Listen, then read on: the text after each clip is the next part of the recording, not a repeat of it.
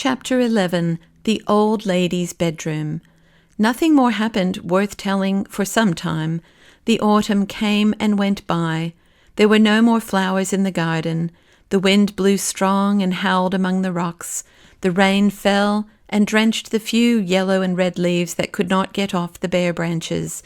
Again and again there would be a glorious morning, followed by a pouring afternoon, and sometimes, for a week together, there would be rain, nothing but rain, all day, and then the most lovely cloudless night, with the sky all out in full-blown stars, not one missing.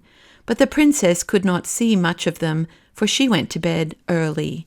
The winter drew on, and she found things growing dreary. When it was too stormy to go out, and she had got tired of her toys, Lootie would take her about the house, sometimes to the housekeeper's room, where the housekeeper, who was a good, kind old woman, made much of her, sometimes to the servants' hall or the kitchen, where she was not princess merely, but absolute queen, and ran a great risk of being spoiled. Sometimes she would run off herself to the room where the men-at-arms whom the king had left sat, and they showed her their arms and accoutrements, and did what they could to amuse her. Still at times she found it very dreary, and often wished that her huge great-grandmother had not been a dream. One morning the nurse left her with the housekeeper for a while. To amuse her, she turned out the contents of an old cabinet upon the table. The little princess found her treasures, queer ancient ornaments, and many things, the use of which she could not imagine, far more interesting than her own toys, and sat playing with them for 2 hours or more. But at length, in handling a curious old-fashioned brooch, she ran the pin of it into her thumb, and gave a little scream with the sharpness of the pain, but would have thought little more of it had not the pain increased and her thumb begun to swell. This alarmed the housekeeper greatly. The nurse was fetched, the doctor was sent for, her hand was poulticed, and long before her usual time she was put to bed. The pain still continued, and although she fell asleep and dreamed a good many dreams, there was the pain always in every dream. At last it woke her up. The moon was shining brightly into the room. The poultice had fallen off her hand, and it was burning hot. She fancied if she could hold it into the moonlight, that would cool it. So she got out of bed without waking the nurse who lay at the other end of the room, and went to the window. When she looked out, she saw one of the men-at-arms walking in the garden with the moonlight glancing on his armour. She was just going to tap on the window and call him, for she wanted to tell him all about it, when she bethought herself that that might wake Lootie, and she would put her into her bed again. So she resolved to go to the window of another room and call him from there. It was so much nicer to have somebody to talk to than to lie awake in bed with the burning pain in her hand. She opened the door very gently and went through the nursery, which did not look into the garden, to go to the other window. But when she came to the foot of the old staircase, there was the moon shining down from some window high up, and making the worm-eaten oak look very strange and delicate and lovely. In a moment she was putting her little feet one after the other in the silvery path up the stair, looking behind as she went to see the shadow they made in the middle of the silver. Some little girls would have been afraid to find themselves thus alone in the middle of the night, but Irene was a princess. As she went slowly up the stair, not quite sure that she was not dreaming, suddenly a great longing woke up in her heart to try once more whether she could not find the old lady with the silvery hair. If she is a dream, she said to herself, then I am the likelier to find her if I am dreaming. So up and up she went, stair after stair, until she came to the many rooms, all just as she had seen them before. Through passage after passage she softly sped, comforting herself that if she should lose her way, it would not matter much, because when she woke, she would find herself in her own bed with Lootie not far off. But, as if she had known every step of the way, she walked straight to the door at the foot of the narrow stair that led to the tower. What if I should really find my beautiful old grandmother up there? She said to herself as she crept up the steep steps. When she reached the top, She stood a moment, listening in the dark, for there was no moon there. Yes, it was. It was the hum of the spinning wheel. What a diligent grandmother to work both day and night. She tapped gently at the door. "Come in, Irene," said the sweet voice. The princess opened the door and entered. There was the moonlight streaming in at the window, and in the middle of the moonlight sat the old lady in her black dress with the white lace, and her silvery hair mingling with the moonlight, so that you could not have told which was which. "Come in, Irene," she said again. "Can you tell me what I am spinning?" She speaks, thought Irene, just as if she had seen me 5 minutes ago, or yesterday at the farthest. "No," she answered, "I don't know what you are spinning. Please, I thought you were a dream. Why couldn't I find you before, great-great-grandmother?" "That you are hardly old enough to understand, but you would have found me sooner if you hadn't come to think I was a dream. I will give you one reason, though, why you couldn't find me. I didn't want you to find me." "Why, please?"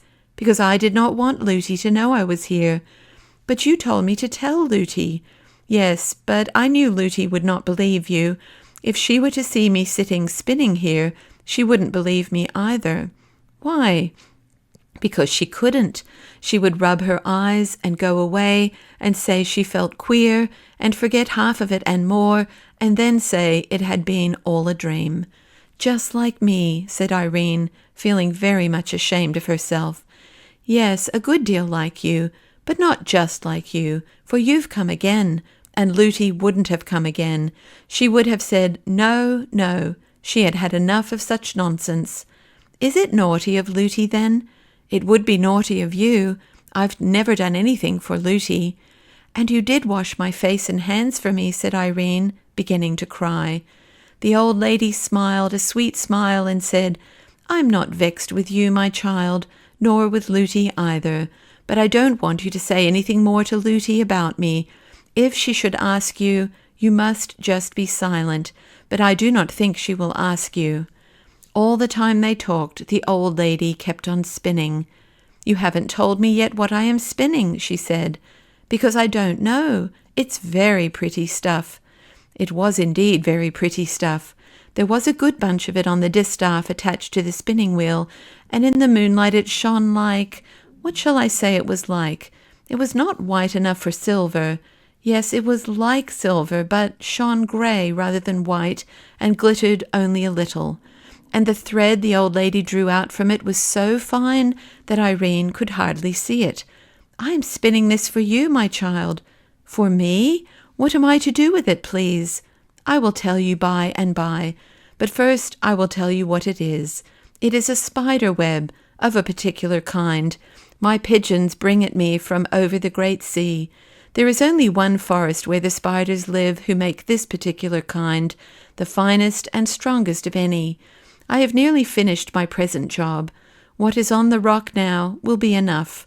I have a week's worth there yet, though," she added, looking at the bunch. "Do you work all day and all night too, great-great-great-great-grandmother?" said the princess, thinking to be very polite with so many greats. "I am not quite so great as all that," she answered, smiling almost merrily. "If you call me grandmother, that will do. No, I don't work every night, only moonlit nights, and then no longer than the moon shines upon my wheel. I shan't work much longer tonight." "And what will you do next, grandmother?" "Go to bed. Would you like to see my bedroom?" "Yes, that I should." "Then I think I won't work any longer tonight. I shall be in good time." The old lady rose and left her wheel standing just as it was. You see, there was no good in putting it away, for where there was not any furniture, there was no danger of being untidy. Then she took Irene by the hand, but it was her bad hand, and Irene gave a little cry of pain. "My child," said her grandmother, "what is the matter?" Irene held her hand into the moonlight that the old lady might see it, and told her all about it, at which she looked grave. But she only said, "Give me your other hand," and, having led her out upon the little dark landing, opened the door on the opposite side of it. What was Irene's surprise to see the loveliest room she had ever seen in her life! It was large and lofty and dome-shaped. From the centre hung a lamp as round as a ball, shining as if with the brightest moonlight, which made everything visible in the room, though not so clearly that the princess could tell what many of the things were. A large oval bed stood in the middle, with a coverlid of rose colour, and velvet curtains all round it of a lovely pale blue. The walls were also blue, spangled all over with what looked like stars of silver. The old lady left her, and, going to a strange-looking cabinet, opened it and took out a curious silver casket. Then she sat down on a low chair, and, calling Irene, made her kneel before her while she looked at her hand. Having examined it, she opened the casket and took from it a little ointment. The sweetest odour filled the room, like that of roses and lilies, as she rubbed the ointment gently all over the hot, swollen hand. Her touch was so pleasant and cool that it seemed to drive away the pain and heat wherever it came. "Oh, grandmother, it is so nice," said Irene. "Thank you, thank you." Then the old lady went to a chest of drawers and took out a large handkerchief of gossamer-like cambric, which she tied round her hand. "I don't think I can let you go away tonight," she said. "Would you like to sleep with me?" "Oh, yes, yes, dear grandmother," said Irene, and would have clapped her hands, forgetting that she could not. "You won't be afraid, then, to go to bed with such an old woman?" "No, you are so beautiful, grandmother. But I am very old, and I suppose I am very young. You won't mind sleeping with such a very young woman, grandmother?" "You sweet little pertness," said the old lady, and drew her towards her, and kissed her on the forehead, and the cheek, and the mouth. Then she got a large silver basin, and, having poured some water into it, made Irene sit on the chair, and washed her feet. This done, she was ready for bed, and oh, what a delicious bed it was into which her grandmother laid her! She hardly could have told she was lying upon anything. She felt nothing but the softness. The old lady, having undressed herself, lay down beside her. "Why don't you put out your moon?" asked the princess.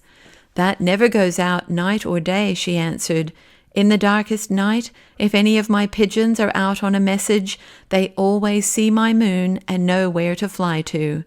But if somebody besides the pigeons were to see it, somebody about the house, I mean, they would come to look what it was and find you."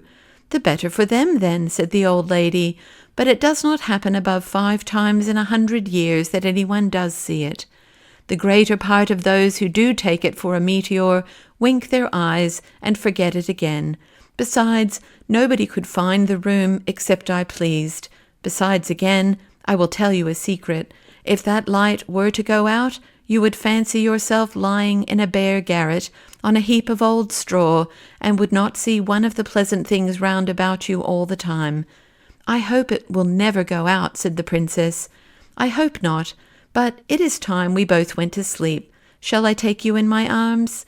The little princess nestled close up to the old lady, who took her in both her arms and held her close to her bosom.